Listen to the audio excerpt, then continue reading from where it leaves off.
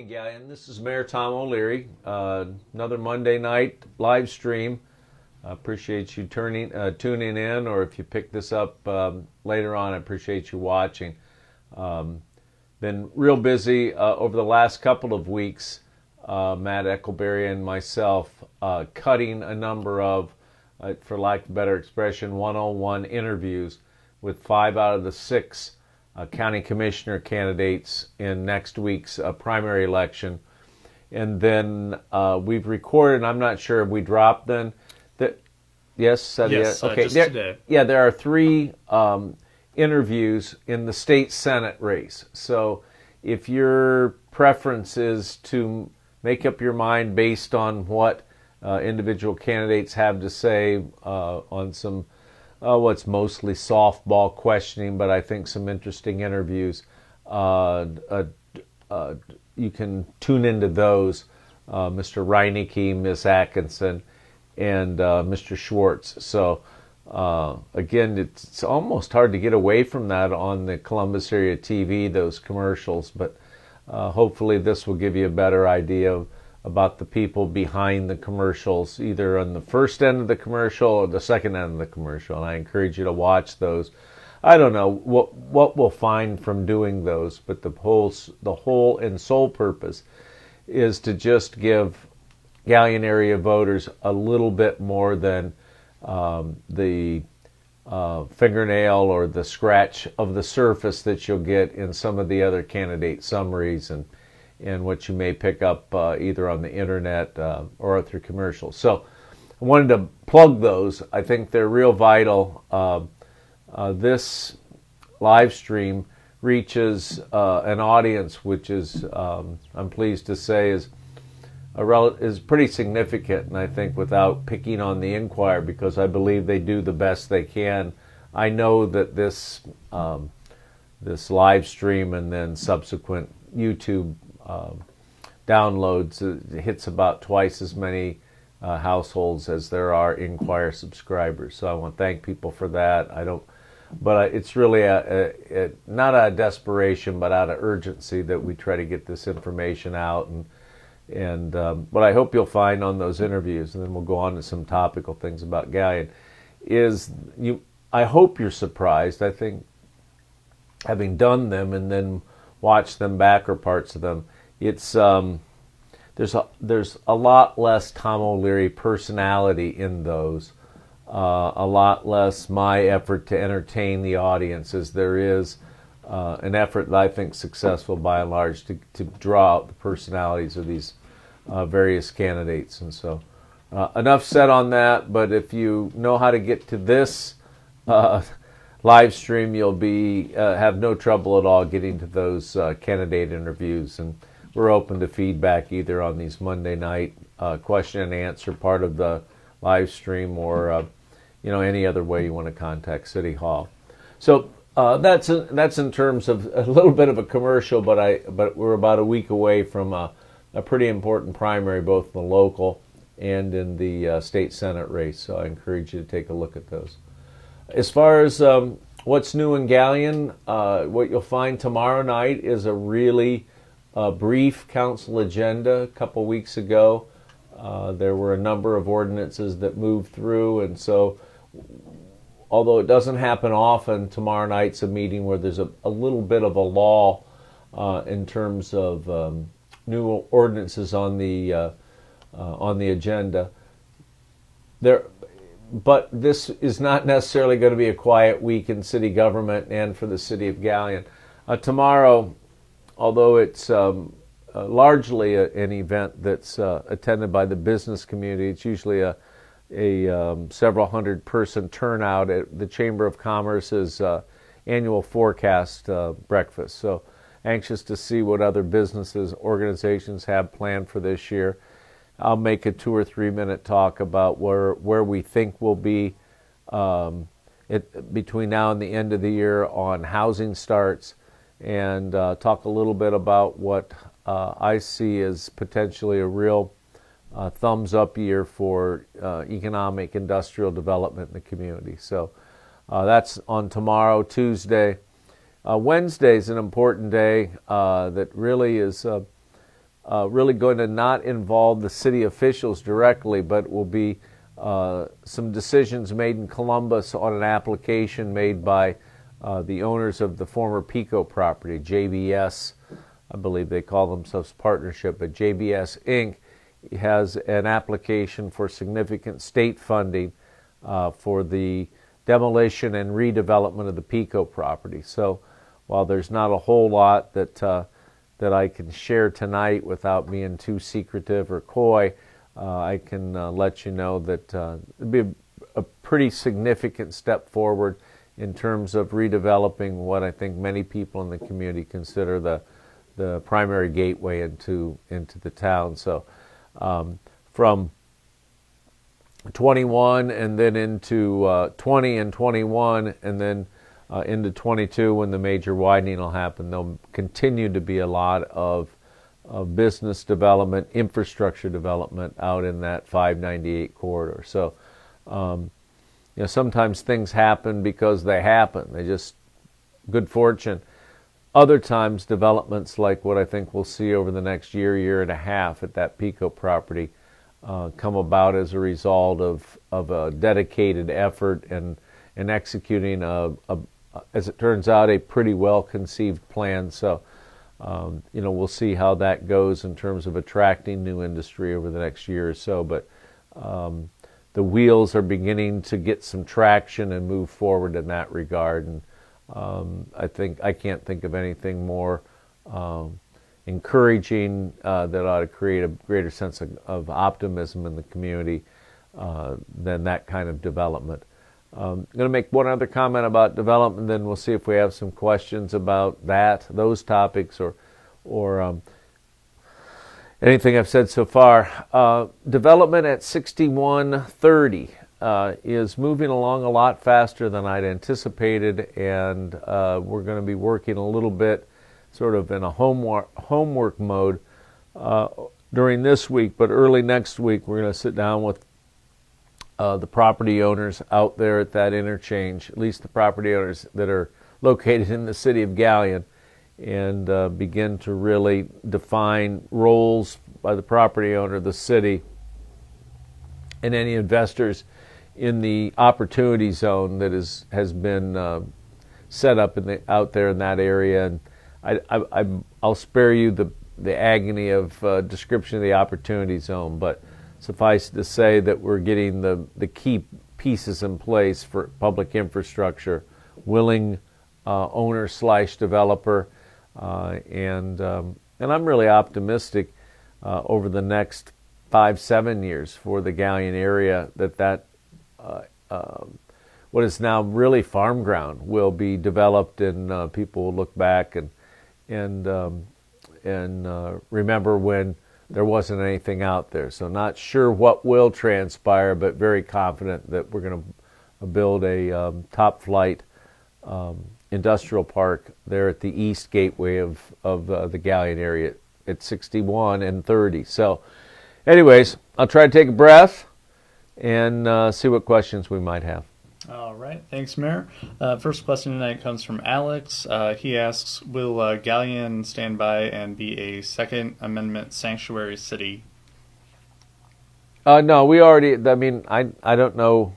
It's a well-crafted question, Alex. I'm not sure which side of the issue you're on. The language is kind of interesting.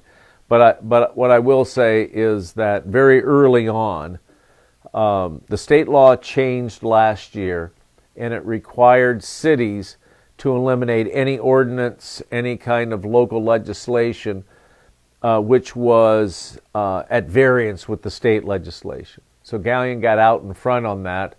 Depending on your issue on the politics of that, you either love the idea or think that we got out in front. The logic behind it was that this will keep us immune from any lawsuit that may come down the pike if we hadn't changed those ordinances, where we had something in a local ordinance that was either more restrictive or more lenient, if you will, with regard to gun ownership, discharge of guns, those kinds of things. Incidentally, the only major change that took place when Galion City Council repealed existing ordinances early this year, I believe. It's either late last year, Alex and other folks, or first thing this year that we brought ourselves in conformance with state law. The only ordinance that was really impacted was there was a special privilege for out in the east end of Galion, in the kind of the undeveloped rural area, that would allow the discharge of guns and hunting on private property with the permission of the owner. That there are probably a few viewers that have a different opinion on that than Alex's question. So that was repealed. So you can't go hunting out between Nazor Road and 61 on the east side of town. So, and I think that the trend for sanctuary cities that you saw rev up over in Bucyrus was more smoke than fire, because after they deliberated or talked about it a little bit at least, they decided not to proceed with making themselves a sanctuary city, so to speak, as it relates not to immigration but to Second Amendment issues. Okay, thanks, Mayor. Yeah. Next question tonight comes from Lisa. She asks, do you know why the Rusty Horseshoe closed? I don't know, but I believe what I'd heard, how's that sound, is it had something to do with some of the ownership's health. Beyond that, I don't know, but it was pretty abrupt, Lisa. And it's one of those situations where they seem to have been developing at least a good after church Sunday crowd. But I'd heard they had some problems with one of the owners or key principals in that individual's health. So that's about all I can say. If that's total crap and somebody knows, please correct us, because one of the things that will happen when you get 1,000 or 1,200 people watching something is that'll end up with 12,000 people hearing about it, and I'm only passing along what I believe is the word in the community. It's a shame. It took a long time to get for that to get open. Yes, it did. Yeah. Okay, thank you, Mayor. Next question tonight comes from Cindy. She asks, do you know why there is a for sale sign behind the hotel? Yeah, the ground, in the ground, or I can't really tell by the question. There are effectively 3 property owners from Brant Road to Route 30. 2 of those property owners are in the city. The northern property owner remains out in Jefferson Township. Of the 2 parcels, and they run kind of east-west.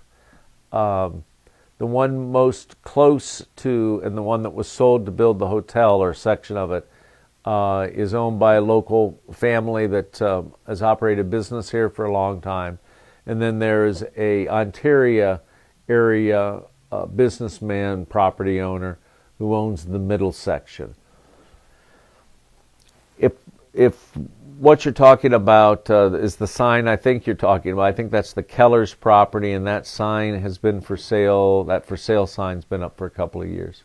And I believe it's a Miley sign, unless it's changed. So, yeah, that's been for sale for a long time. You can go on any of the real estate websites and see what it's listed for. And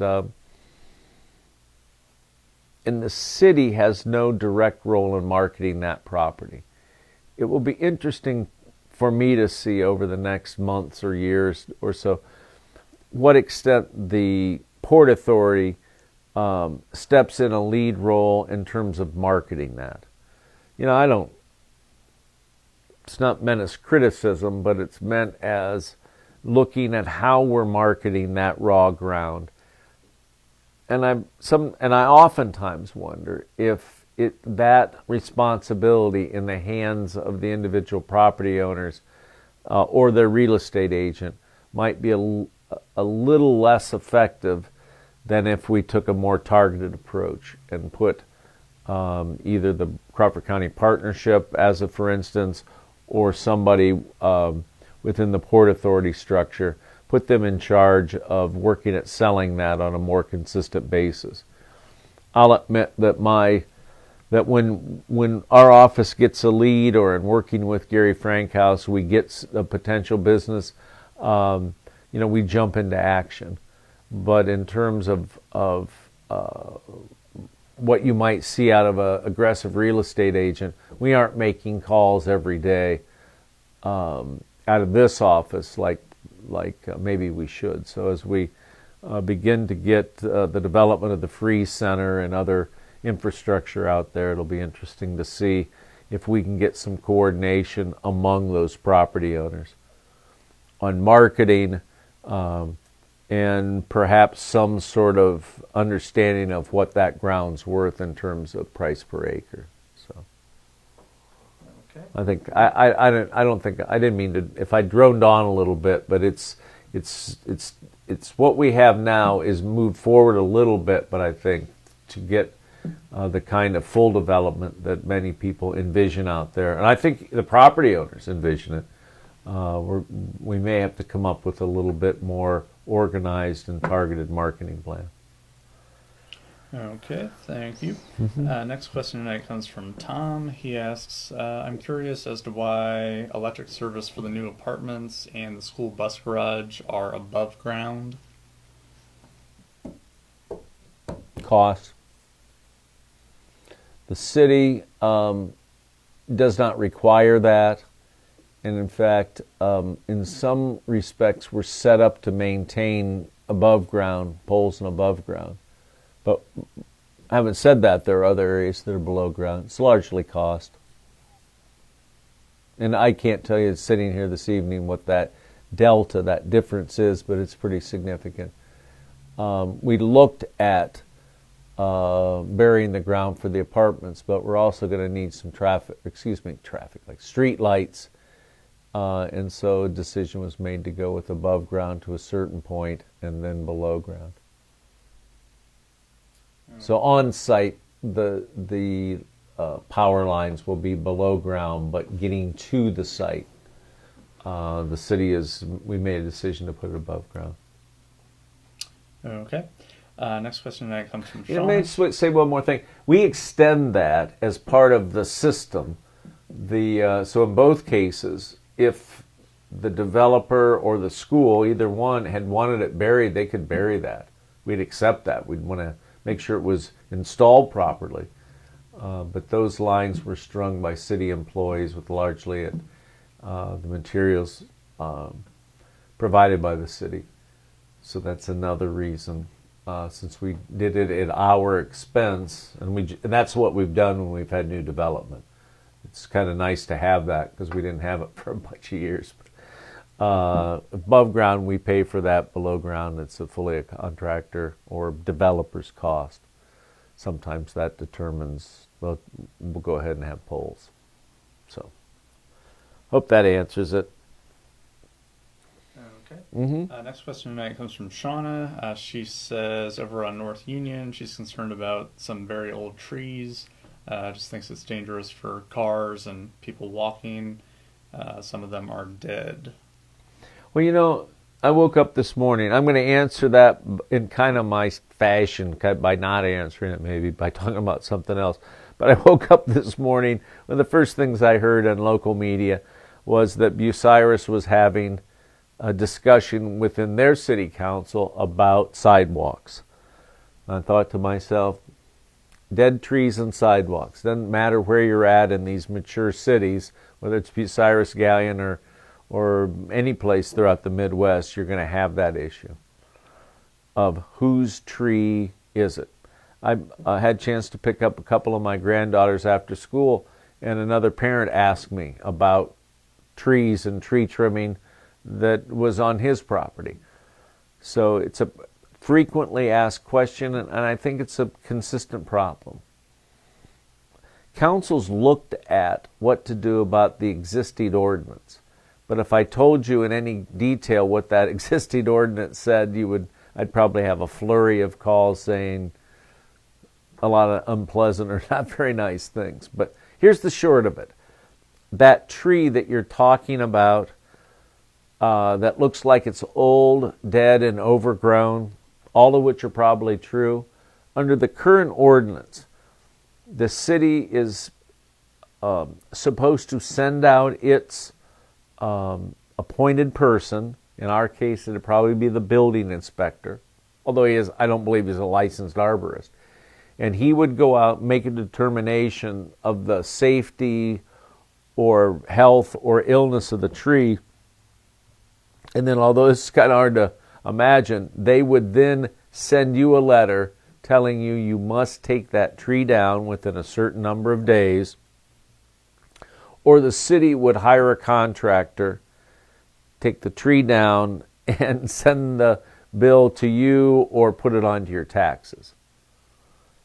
But just stop for a second and think how many old trees in some of the old neighborhoods in Galion, and a little bit of an idea if you've asked for an estimate of how many thousands it is to take one of those trees down. That ordinance has resulted in very few trees coming down because the private property owner is going to say, that's your tree, you take it down. I don't have $2,000. And the way the ordinance is written now, we really don't have the authority to take those trees down. Okay, so that's the existing ordinance. Other thing worth mentioning, if this is a priority, and I think in some neighborhoods it is, that we're literally talking about 7 figures, $1 million plus, in these nuisance, unsafe, unsightly trees. And so we really have a situation where there's a problem out there that I wouldn't deny in any way, but the resources and the political will, if you'll accept that term, to either act on the existing ordinance, and that political will would be the mayor not telling the building inspector not to go out and cite all these residences. Another aspect of political will is council's not been real interested in changing that ordinance. So what we're limited to now are that trees that are within 10 feet of an existing power line. Okay? We pay a contractor to trim those trees back. They don't take them down in many cases, but they trim them back to a distance at least 10 feet from that power line. Okay?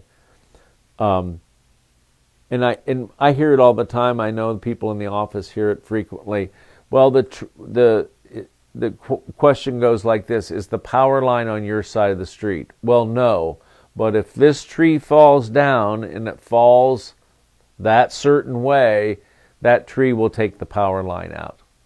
And that's absolutely probably the case. But the way it is now, we're not trimming or taking down trees that are on the other side of the street or aren't within close proximity of one of the city's power lines. So most of the people who listen through that answer probably say, well, I just absolutely hate that. I don't agree with that. And something needs to be done to change that ordinance. I wouldn't disagree with that. But the way you begin to move on that is really to engage with the streets, alleys, and tree committee. I believe they added trees almost like a booby prize to the street and alley committee. So I'd suggest if people either want to solve the general problem or they have a specific problem, the way to initiate that with city government is to talk to their city council member about it, see if you can't build support for a more thorough, more systematic removal of those old trees and North Unions. And if we sat for a few minutes here and just thought of the streets that we get a lot of complaints, North Union, North Columbus, you get down on the south end of town, South Union has some big old, mostly dead trees. So, all right, enough on trees. Enough. I mean, it's people who are counting have seen we've taken down trees on city property, mainly in the parks, by the dozens. And it's a shame. We've tried to replant to the extent we can, but those ash trees that were beautiful at one point have really become a nuisance and a danger in this day and age. So. Okay, thank you, Mayor. Yep. Next question tonight comes from Eric. It involves speeding in Hayes Park. Yeah. He mentioned over the weekend he was one of the people out at the new playground. Noticed a lot of traffic going through a little too fast. Can the city install speed bumps or something to help reduce the speed? We may have to. I'd prefer not to, but there's only so much enforcement. During the first shift or second shift with the police, we generally have 2 patrol officers and a officer in charge. I can't even remember what we call that. I'm embarrassed to say. The lieutenant, and usually 2 patrolmen is our staffing. And I think I was down there with everyone, or many other people in town myself. And I'm not sure physical barriers or enforcement are the answer. Among the first things we'll do are put some of those detection signs like we've had in the school zone out by the high school that tell you you're driving past a certain amount. They kind of look like they're a radar camera, but they're not. So I think we'll start there. But some speed bumps may not be, or actually the preferred method are not bumps, but they're the divots that you cut out of the pavement there. If anybody's, I'm not a motorcycle rider, but if you talk to anybody who's ridden a motorcycle or any bicycles, the bump type of speed bumps are not. People on bicycles and motorcycles don't particularly like those, but it's a good idea, Eric. It it is, however, difficult to perceive whether that's 20 mile an hour or 25 mile an hour. But when you're standing there as a parent or a grandparent or whatever, I don't have to have a speed gun to know they're going too damn fast. And so I would agree with the premise of the question. And it's an enforcement / perhaps engineering issue that we'll tackle. Okay, and then Tina had a question Yeah. kind of tied into that. She was asking about putting handicap parking near the new playground. Yeah, there are a couple of handicap spots. One of my friends had noted that. In fact, his wife called. She was very complimentary, but she said, what's kind of funny is that the handicap parking is halfway down the roadway, and she was right and they're right, and we're going to work on remedying that. Parking in general is going to be a challenge. So back to Eric's question, we may just with that many people down there, and it takes one knuckleheaded driver. Let's pick on teenagers because that seems to be the easy target. Some teenagers driving too fast, they're not paying attention, and all of a sudden all the fun that has been enjoyed and all the good times get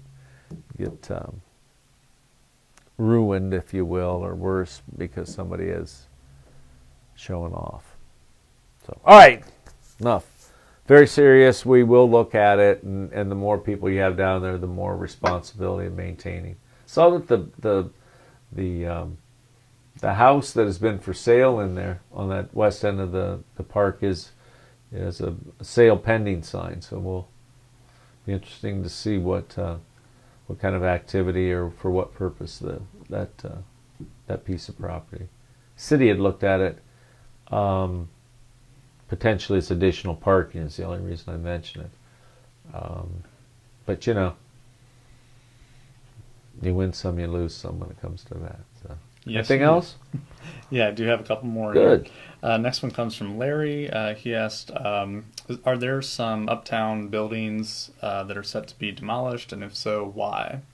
Well, the old bakery building, it's some people know it as the Malloy Building. Some people, if you go back, this is the H&K, which is no longer here. That's the Family Video. That was in one of those two storefronts. It was when it was in its prime, and then for many years it was the local bakery.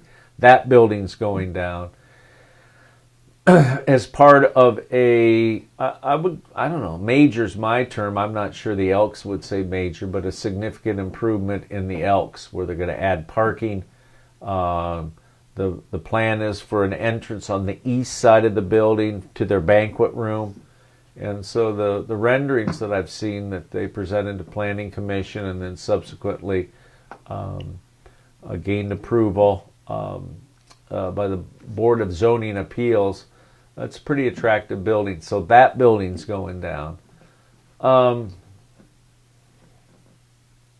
That's the only one I know about that's going down. I think you hear every so often the issue of parking, and enforcement of parking, and there's candidly a group that's organized. I think I had one meeting the city service director went to that was talking about uptown and uptown planning, maintenance of uptown. So we'll see what fruit, if any, comes of those meetings. But the only thing that I know in terms of demo is the old bakery building, and that will, I think, go down in 2 phases. Okay. Next question tonight comes from Lisa. She asked, has the city ever considered approaching Spectrum about trying to get lower rates for internet and cable? Yeah, I think we'd have. No, we have had. Lisa, it's a good question. I don't mean to be a smart aleck. We have a devil of a time fighting with them over our bill and how to get good service. And hopefully tonight this broadcast, or whatever you call this, narrowcast, isn't interrupted. So no, we haven't. And I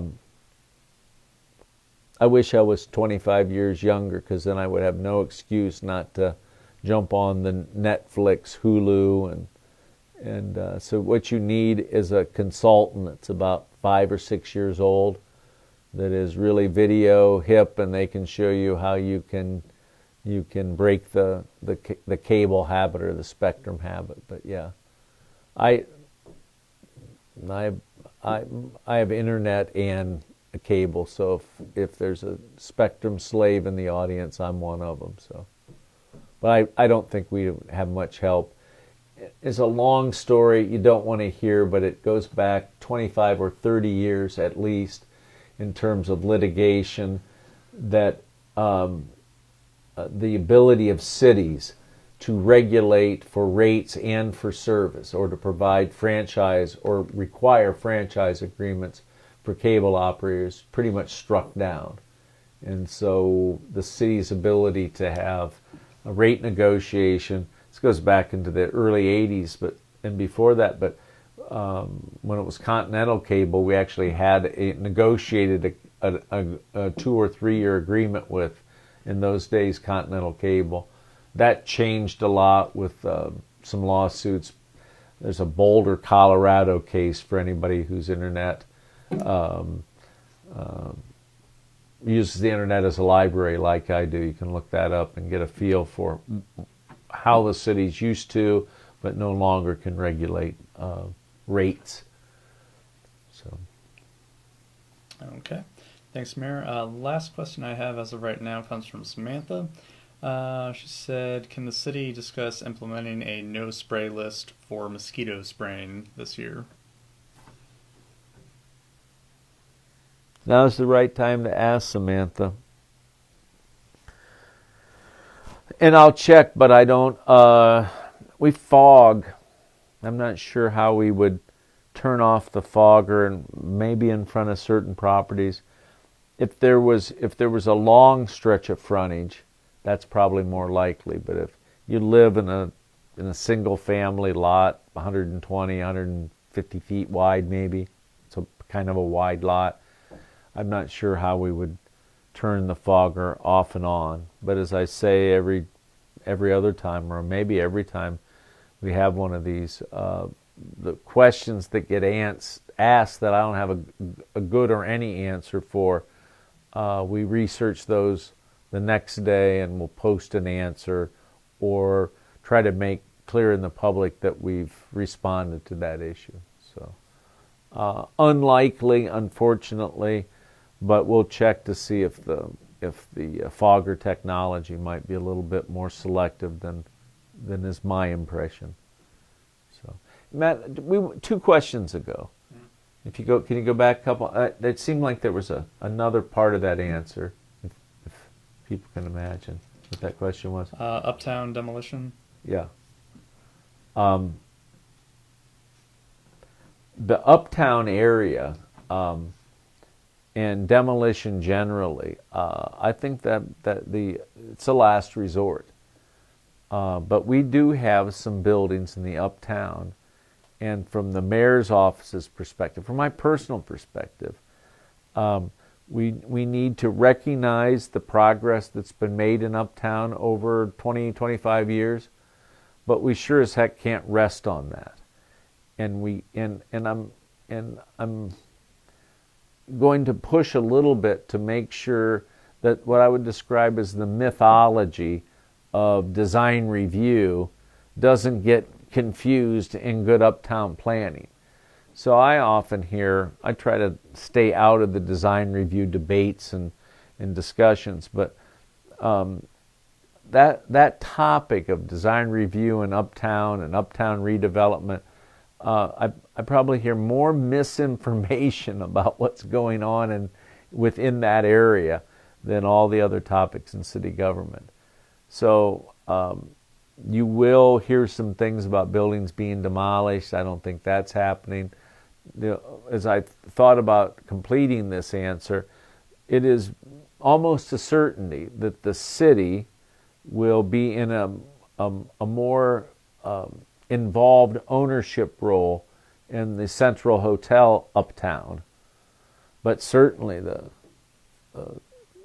we 5 years ago, I think it was about 5 years ago, we put almost $1 million, $980,000 into the renovation, the saving of that old hotel, Central Hotel residential area, because of its structural problems. And so we're certainly not not on our list is the demolishing of that. In fact, one of the things we're going to be looking at is making sure that there's an adequate reserve to do maintenance when the city takes over more active ownership later this year. So I just wanted to add that there may be some other buildings, but not that in the uptown area, but not that I'm aware of, and really believe that the city can start to move forward, not resting on the laurels of past development, but looking forward with redevelopment.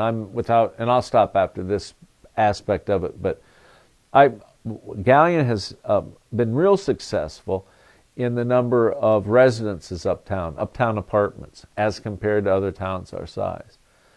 And I'm a big advocate of that. I think one of the answers to uptown retail, whether it's restaurants in what some people call the Spirits District, or there's just retail, is the more people we have living above those storefronts, the more vitality. And so we have dozens of spaces that could be redeveloped into decent apartments.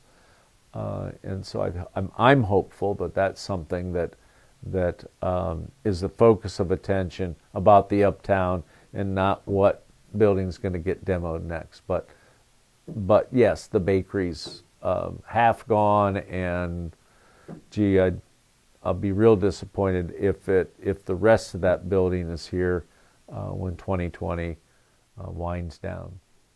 So thanks for letting me go back to that question, as I realized I'd left out about half of what was worth saying about that.